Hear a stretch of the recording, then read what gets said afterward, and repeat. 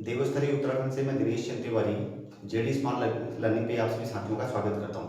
दोस्तों, आपको विदित है कि हमने कक्षा 10वीं में हिंदी मीडियम के विद्यार्थियों के लिए मैथमेटिक्स की सीरीज शुरू की है, जिसमें हम पढ़ रहे हैं पी वाई क्यूज।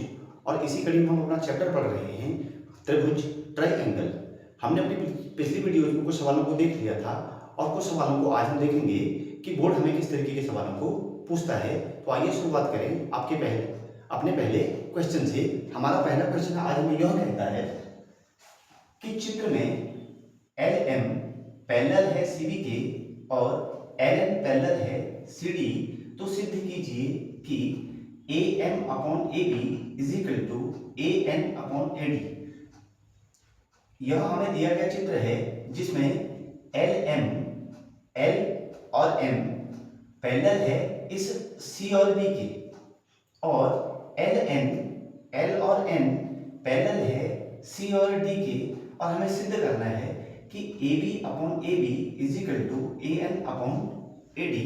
आप जानते हैं कि हमने अपने कल की वीडियोज में देखा था कि हमें थेल्स की प्रमेय क्या कहती है, और थेल्स की प्रमेय का हम यूज करेंगे और इस त्रिभुज को ये दिए गए चित्र के अंदर जो हमें कहा गया है उसको हम प्रूव करेंगे।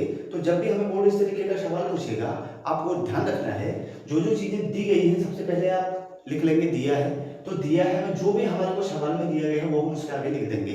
जैसे हम यहाँ पर देखेंगे कि हमें चित्र में दिया है L M parallel C B, तो हम लिख लेंगे L M parallel C B और L N parallel C D. ये हमें गिवन किया गया है, दिया गया है, तो सबसे पहले हमने यह लिख लिया। उसके बाद हमें जो सिद्ध करना होता है हम लिख लेंगे सिद्ध करना है, और सिद्ध हमें करना है A M upon A B, A M upon A B is equal to A N upon A D. ध्यान रखिएगा। इसके बाद हम देते हैं उपपत्ति, और उपपत्ति में जो भी हमें दिया गया है उसी के आधार पर चीजों को हम लिखते हैं। तो हम इसमें लिख देंगे त्रिभुज एबीसी में भुजा AB पर एक बिंदु M तथा भुजा AC पर बिंदु L है। त्रिभुज ए बी और C, त्रिभुज ए बी सी में ध्यान रखिएगा भुजा AB पर बिंदु M है, भुजा AB पर बिंदु M, भुजा AB पर बिंदु M तथा भुजा AD पर बिंदु N, भुजा भुजा A और C पर बिंदु N, भुजा AC पर बिंदु यानी पॉइंट जो हमें दिया गया है L है। अब आप जानते हैं कि थेल्स की प्रमेय हमें यह कहती है कि यदि हम किसी त्रिभुज की एक भुजा के समांतर एक अन्य भुजा खींच दें, तो वह जो दो बिंदुओं पर वह आपस में काटती है, उन दो भुजा के त्रिभुज के दो अलग अलग भुजाओं को, उन बिंदुओं से ये इनकी दूरी आपस में समानुपाती होती है। तो हम इसी का यहाँ प्रयोग करेंगे, यानी थेल्स के प्रमेय का हम यूज करेंगे। तो हम लिखेंगे A M upon M B, A M upon M B, A M upon M B is equal to हमारे पास A L upon L C, A L upon L C, A L upon L C, और इसमें लिख देंगे आधारभूत समानुपातिक प्रमेय से, समानुपातिक प्रमेय से। ये आपको ध्यान रखना है, बोर्ड में इस तरीके का सवाल हमेशा 4 नंबर में आएगा, तो कुछ चीजें आपको वहां नोट डाउन करनी होती हैं, लिखनी होती हैं। अब ध्यान रखिएगा कि हम इसका अगर व्युत्क्रम कर दें यानी उल्टा कर दें, तो हम ये कहेंगे M B upon A M is equal to L C upon A L. यह इसका व्युत्क्रम करने पे आपको प्राप्त हो जाएगा। आप लिख लेंगे व्युत्क्रम करने पर। अब गौर रखिएगा, यहां आप देखिए ये भुजाएं आपस में हमेशा एक समानुपात में होती हैं, तो हम यह लिख देंगे कि हम दोनों पक्षों में 1 1 ऐड कर देंगे। तो हम लिख देंगे 1 plus M B upon A M is equal to 1 plus L C upon A L. और यहां लिख सकते हैं आप दोनों पक्षों में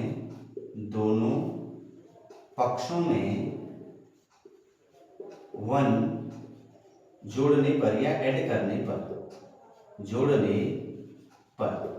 अब इसको सॉल्व कर लें तो ए एम का 1 से मल्टीप्लाई कर देंगे तो ये बन जाएगा ए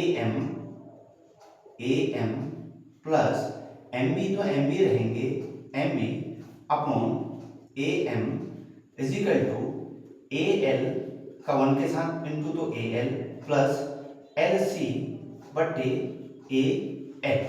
अब गौर कीजिएगा, जो हमारे पास यह बन के आया है A M plus M B, A M plus M B, यह टोटल है ए बी के इज इक्वल टू के, तो हम इसको लिखेंगे ए बी। अगर हम ध्यान से इसको समझे तो इसको लिखा जा सकता है A B upon A M is equal to A L plus L. देखिएगा ए एल और एल सी को अगर हम टोटल ऐड करके देखें तो यह बनेगा ए सी के, तो ए सी इसकी वैल्यू हो जाएगी यानी ए सी अपॉन आप दे देंगे इसको A L, A C upon A L. अब पुनः हम इसको फिर से इसी रूप में ले आते हैं यानी इसका भी व्युत्क्रम करें तो ये बनेगा हमारे पास A M upon A B is equal to A L upon A C. यह हमारा रूप लिखा जा सकता है और इसको हम कह सकते हैं समीकरण नंबर 1 आ गया हमारे पास। अब हम अगले पार्ट की तरफ चलें तो हम त्रिभुज ए सी डी यानी त्रिभुज ए सी और डी, तो हम लिखेंगे त्रिभुज ए सी डी में जैसा हमने यहां पर किया था वही प्रक्रिया हम अपने अगले त्रिभुज में भी हम यूज करेंगे। तो हम इसको लिखेंगे ए एन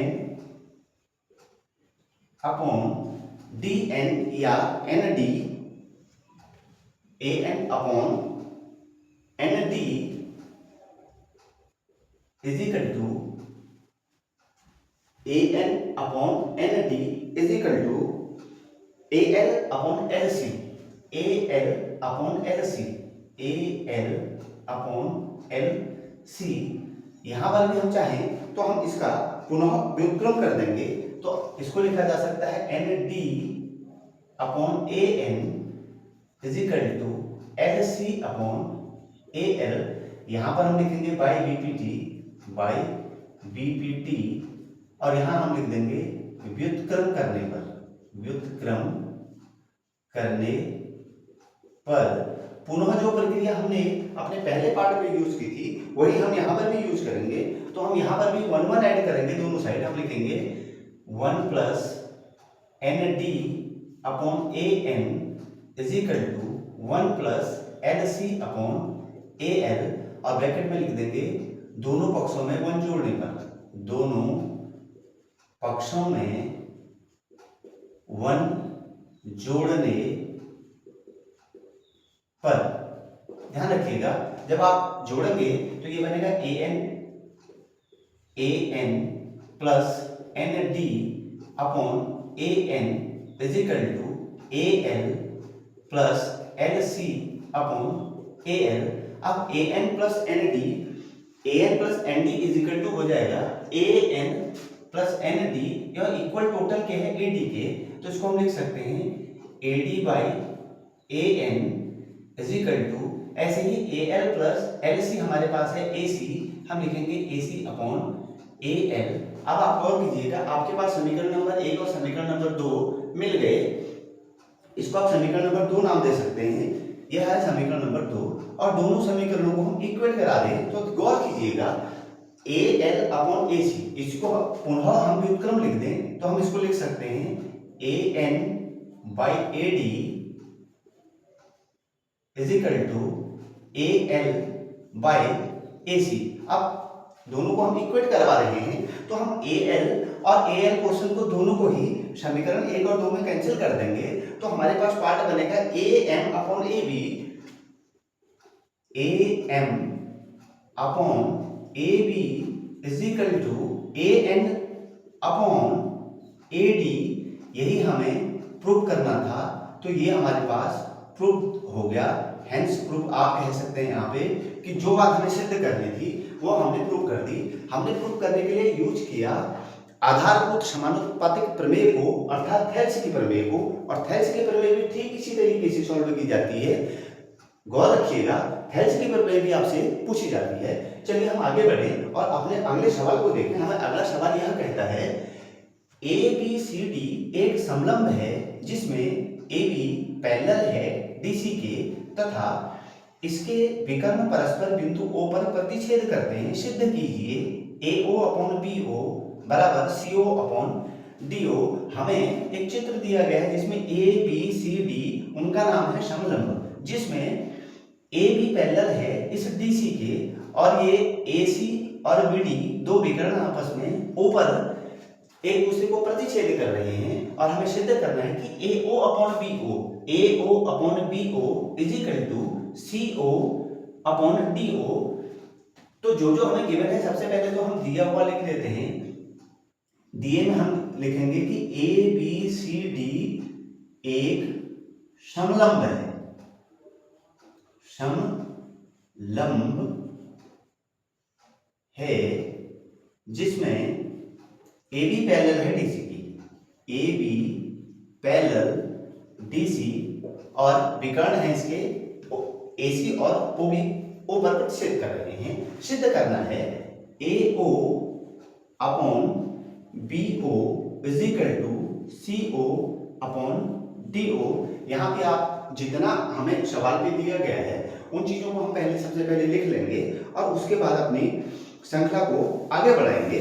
अब ध्यान रखिएगा दोस्तों, कल हमने एक इस तरीके का सवाल किया था कि जब भी दो पैरेलल यानी समांतर रेखाओं को एक तिर्यक छेदी रेखा काटती है तो उसमें कुछ कोण बनते हैं और हमने सीखा था कि हम कोणों के आधार पर त्रिभुजों की कॉन्ग्रुएंसी को प्रूव कर देते हैं यानी समरूपता को प्रूव कर देते हैं। तो यहाँ पर भी हम यही करेंगे कि समरूपता प्रूव करेंगे और फिर आसानी से अपने सवाल को आगे बढ़ा देंगे। तो उपपत्ति हम जब लिखेंगे तो उपपत्ति में हम बोलेंगे कि हमारे पास जो AB पैरेलल है DC,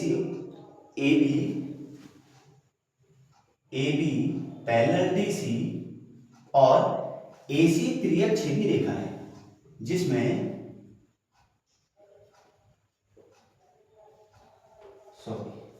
AC एक तिर्यक रेखा है।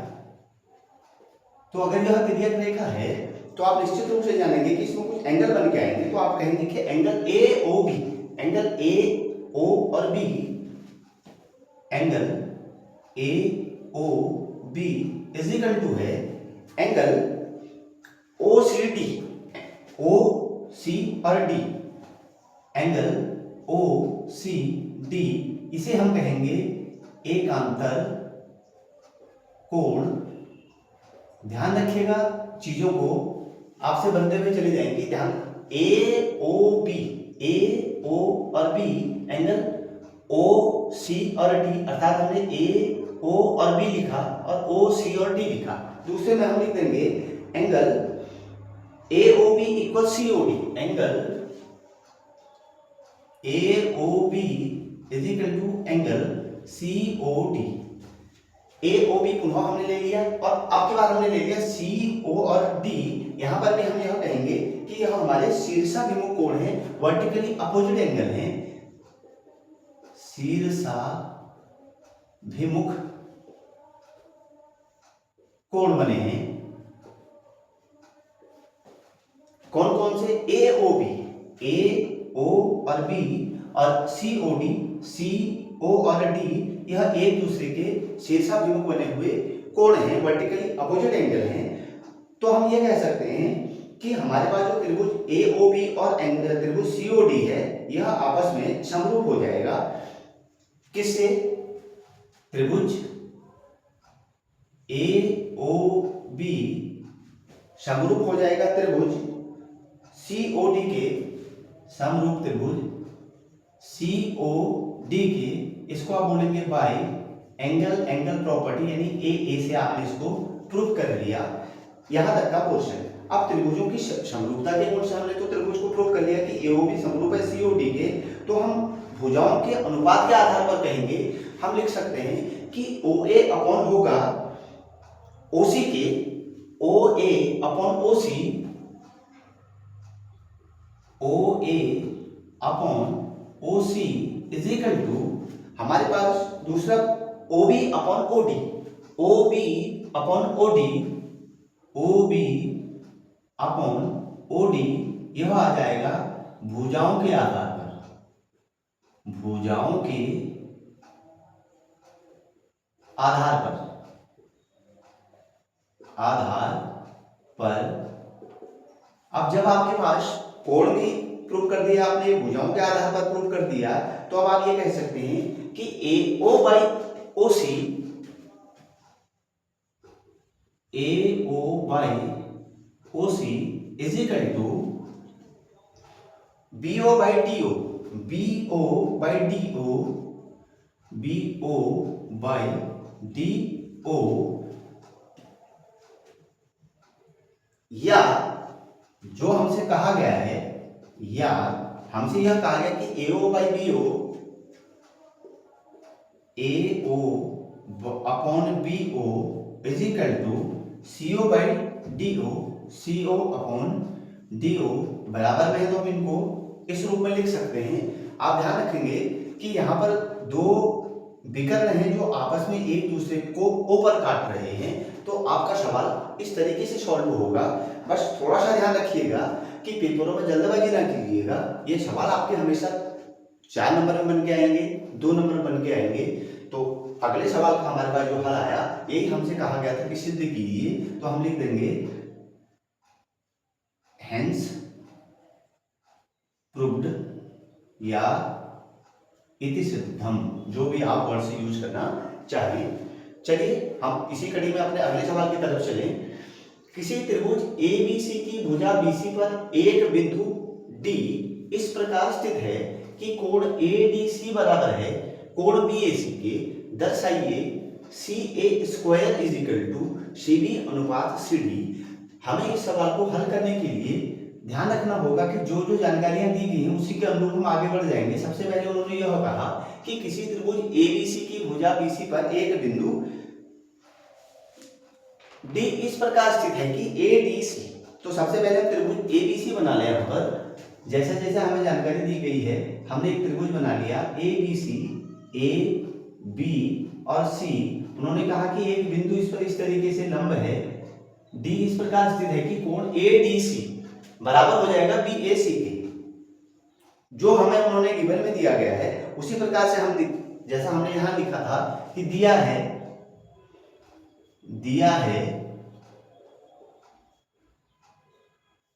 त्रिभुज ABC की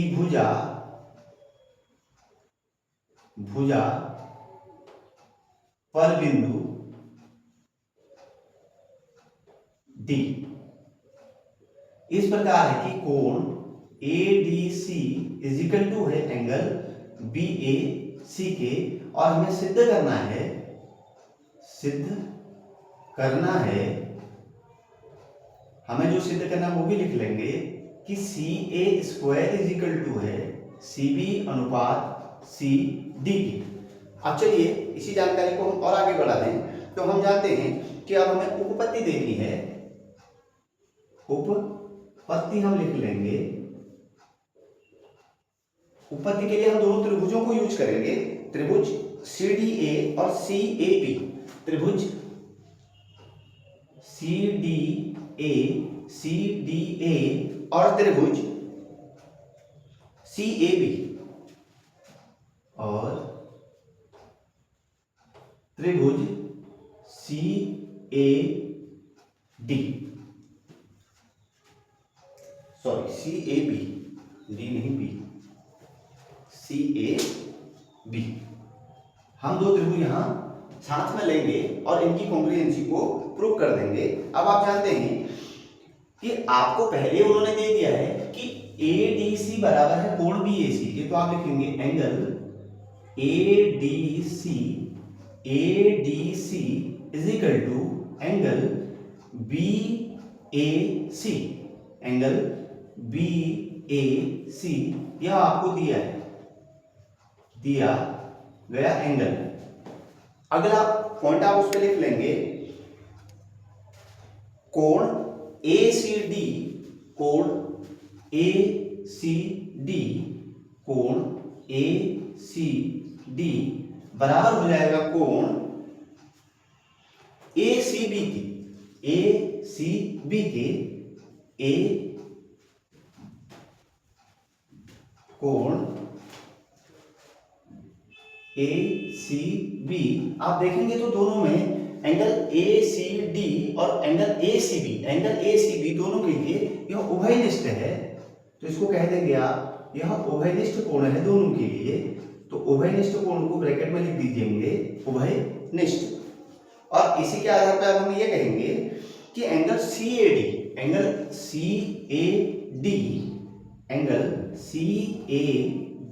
इज इक्वल टू हो जाएगा एंगल ABC के, एंगल ABC के। बस इन्हीं को आपने आगे पीछे करके लिखना है, अपने समझ के आधार पे लिखना है। तो आप देखेंगे कि तीनों ही में आपके पास एंगल आ गई हैं। तो अब आप कह सकते हैं कि दोनों ही त्रिभुज CDA समरूप है त्रिभुज CAB के, और यह रूल आपने यूज किया बाई एंगल।